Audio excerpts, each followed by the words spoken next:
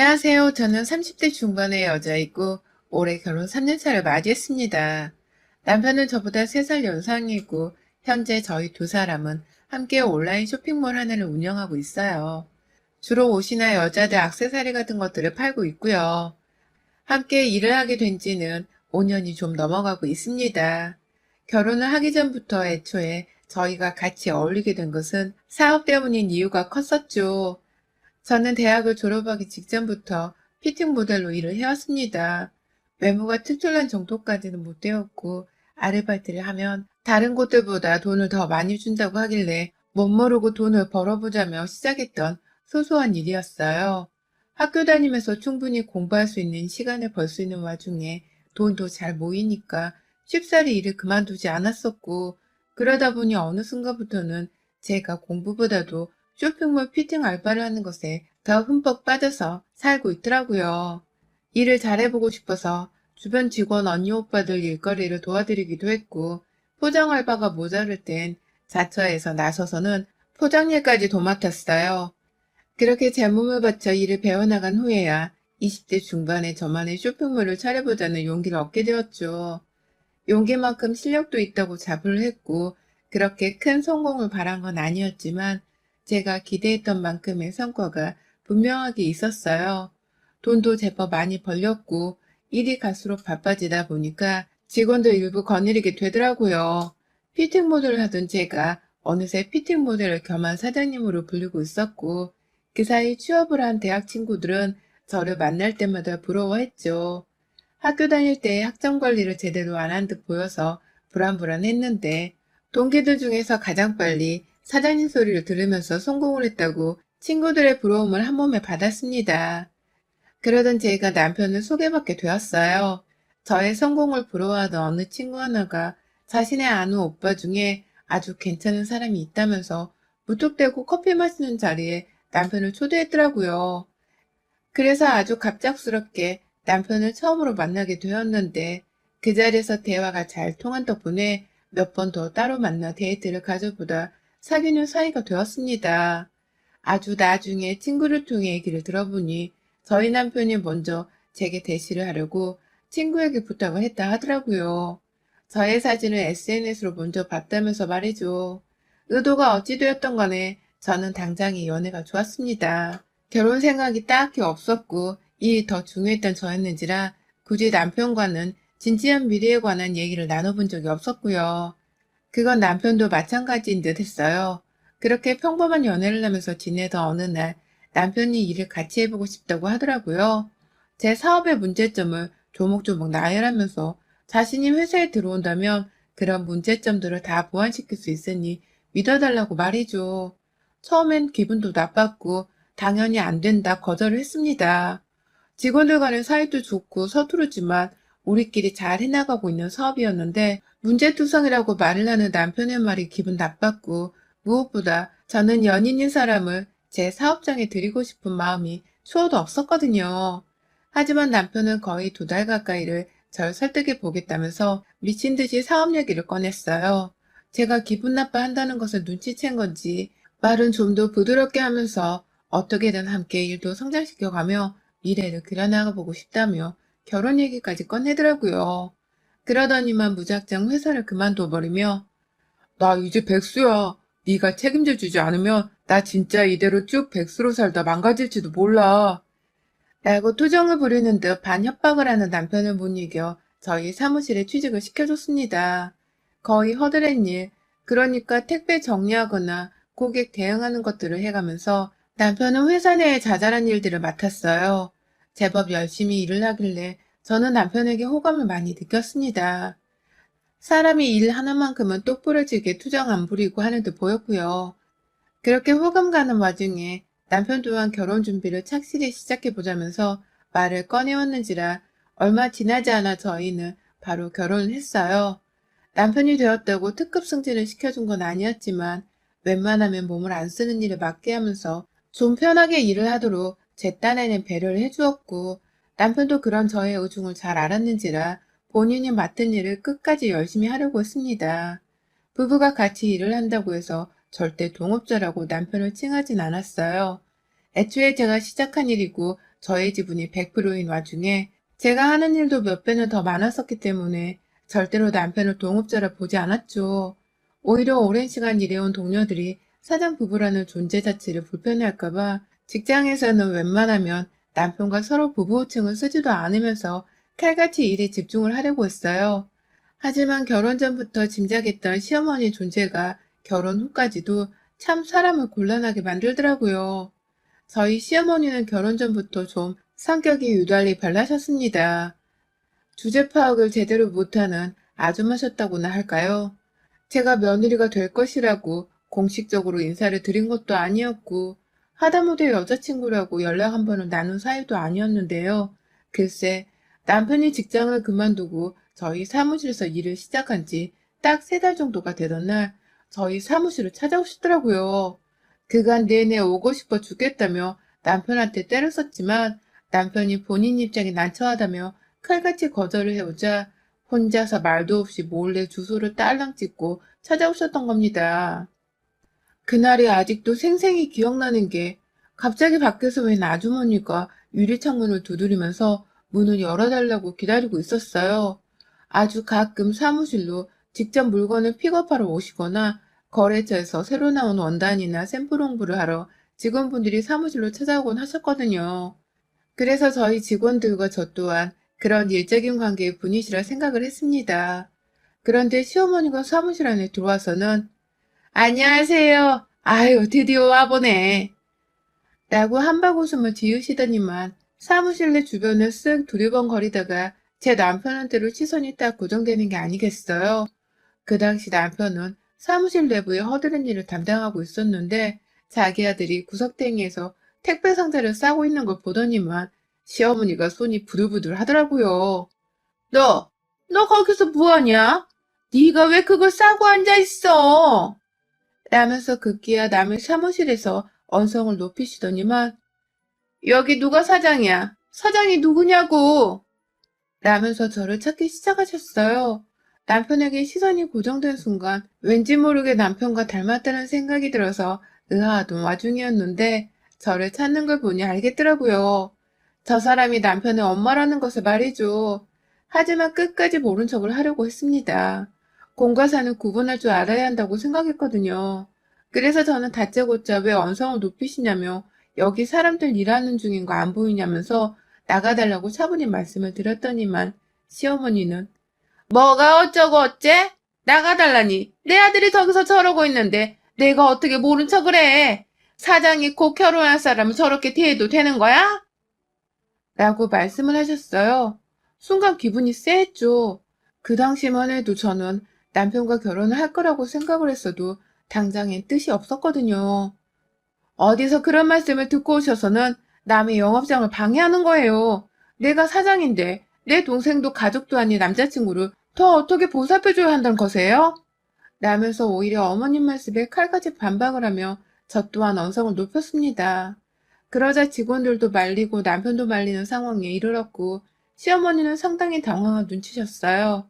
며느리가 될 애가 고분고분하게 내내할 줄 알았었는데 따박따박 말대꾸를 하면서 자기 아들을 미래의 남편이 아닌 남자친구로 칭하니까 당황하셨던 것이었죠. 남편까지 나서서는 엄마, 나 잘려서 백수되는 걸 보고 싶어?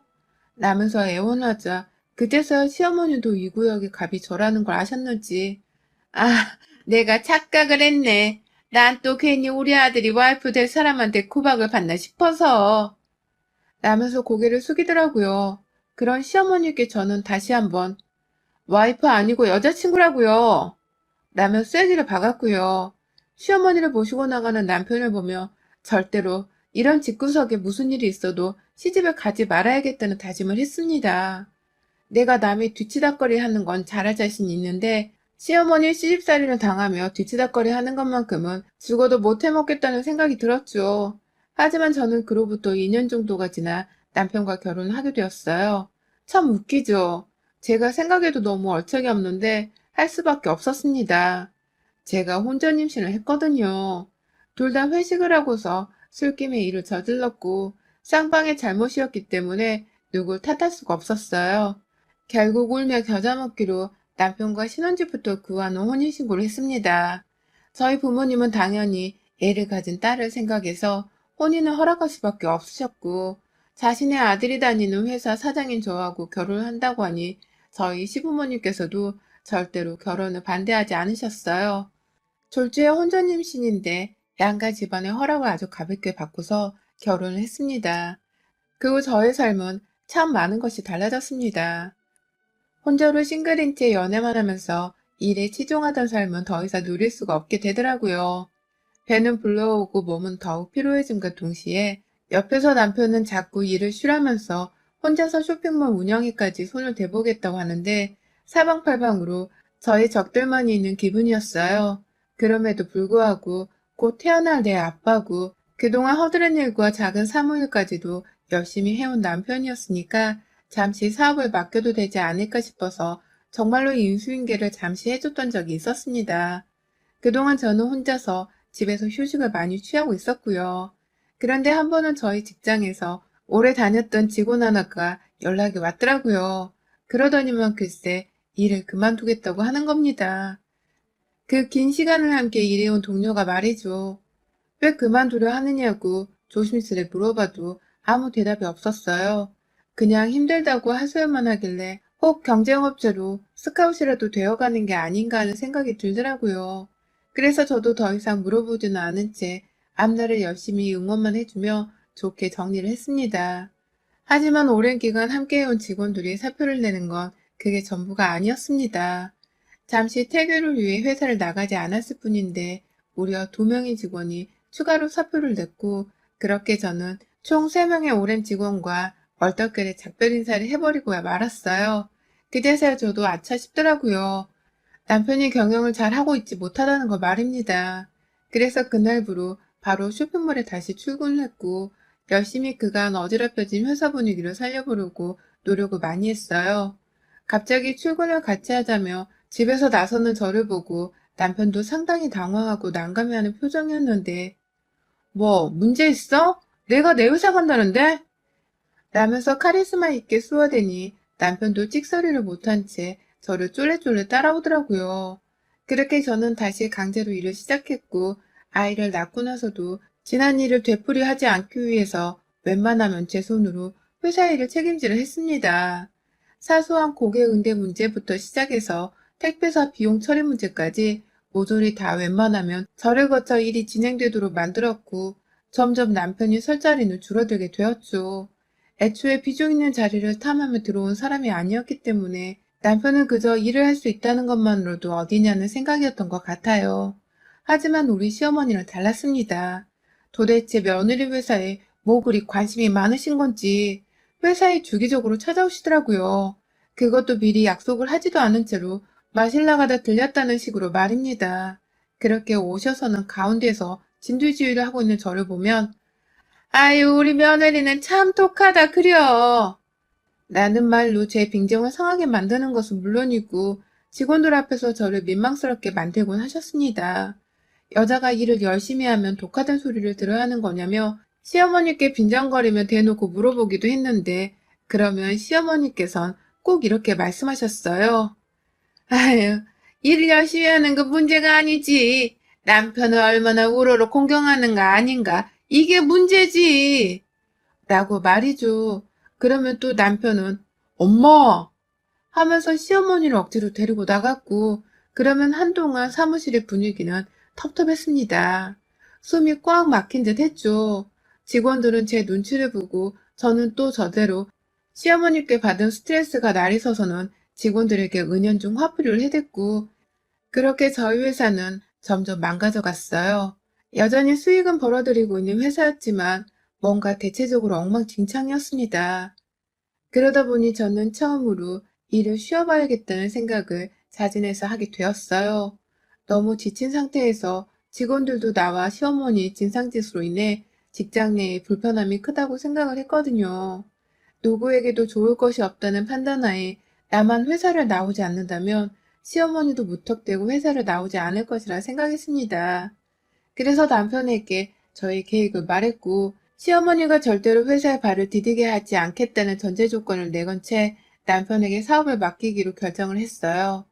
남편은 동의를 했고 둘이서는 공과 사를 구분하자면서 고용 조건이 담긴 각서까지 썼습니다. 그러고 나니 저도 마음 한켠이 편안했어요.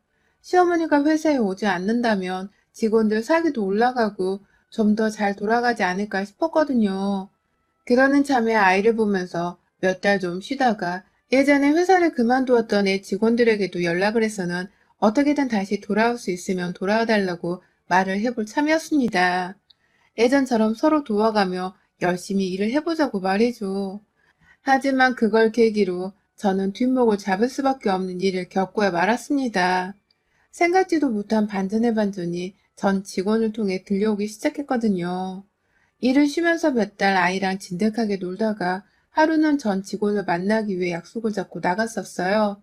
아이는 친정에 맡겨뒀었기 때문에 상관이 없었고 전 직원과 오랜만에 술도 마시며 허심탄회하게 수다를 떨어보고 싶었죠. 그간에도 간간히 연락을 조금씩 해오게 있었기 때문에 서운한 건 없었고요.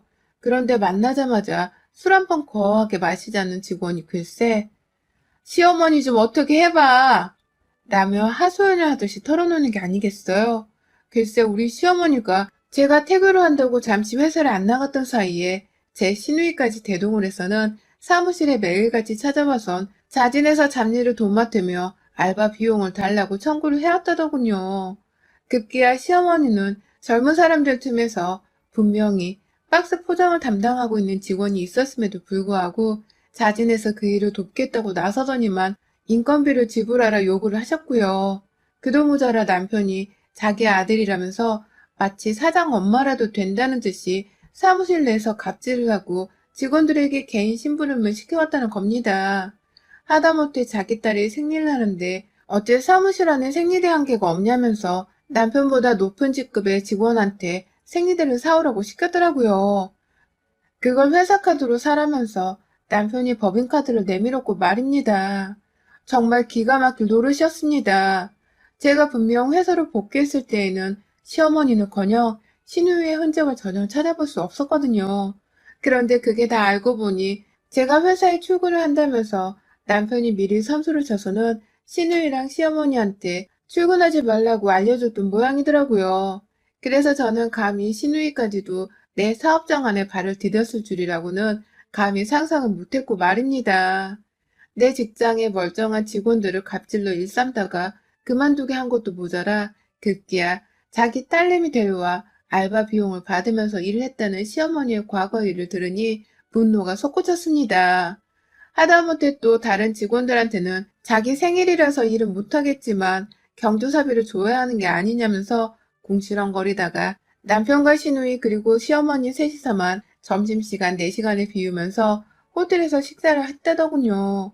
그걸 세무일을 담당하는 직원이 카드 내역을 뽑다 알게 되었고 이걸 저한테 말하려고 했으나 남편이 그 전에 일을 그만뒀으면 좋겠다며 먼저 해고 의사를 밝힌 바람에 어쩔 수 없이 더러워서 피한다며 사표를 낸 것이었고요.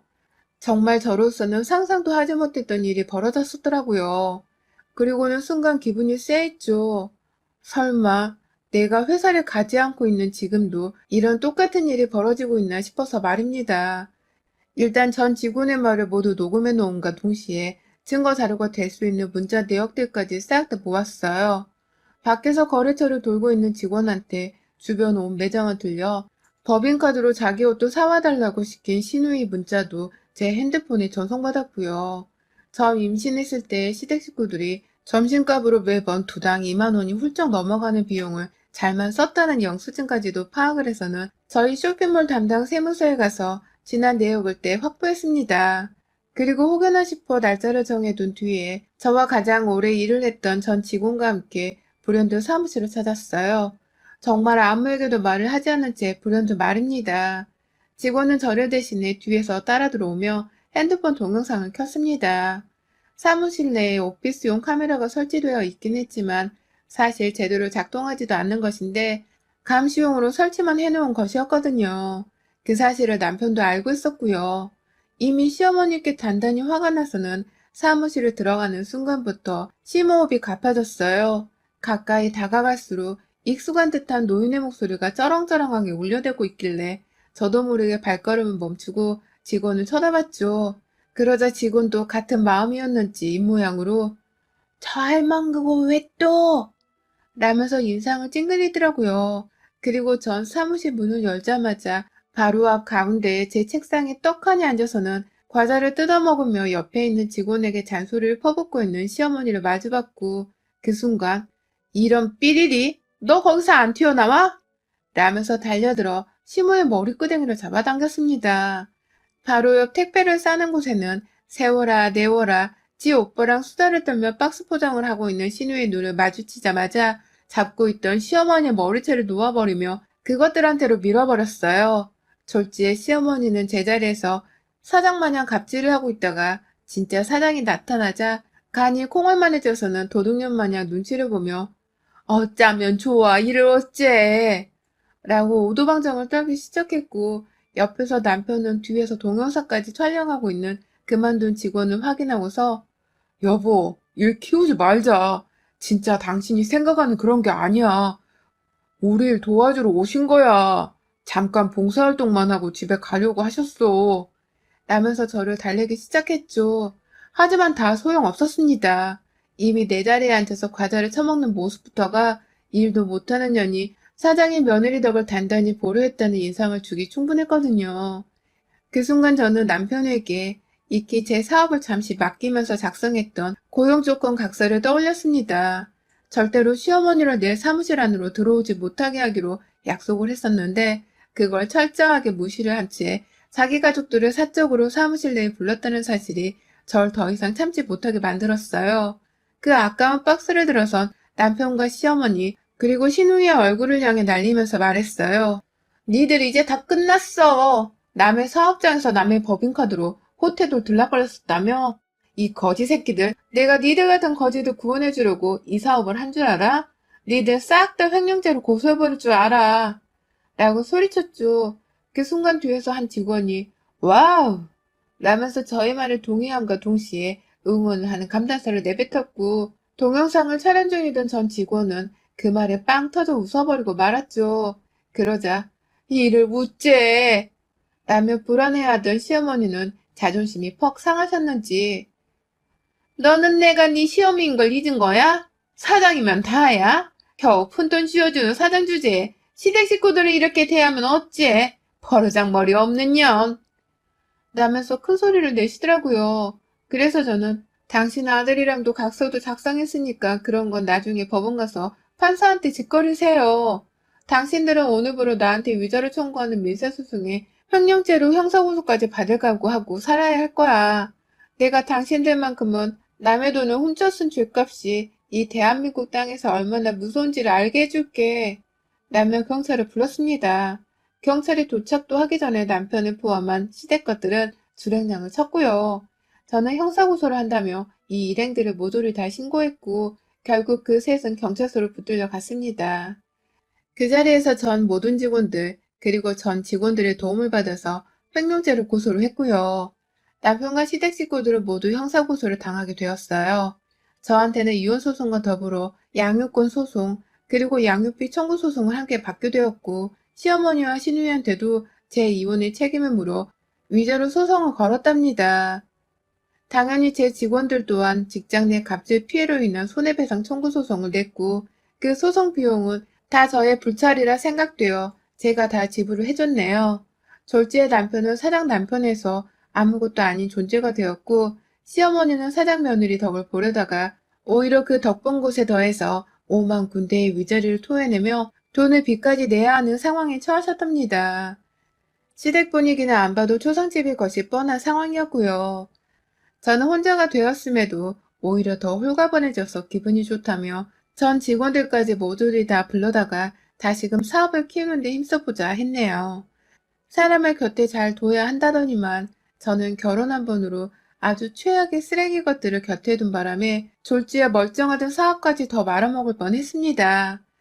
그래도 좋았던 사람들이 끊이지 않았던 은혜 덕분에 죄다 소송을 걸고 죄값을 치르게 할 수 있었네요. 진짜 지긋지긋했던 시댁 식구들과 이제 정말 안녕입니다. 여러분의 생각은 댓글로 남겨주세요. 오늘도 시청해주셔서 정말 감사합니다.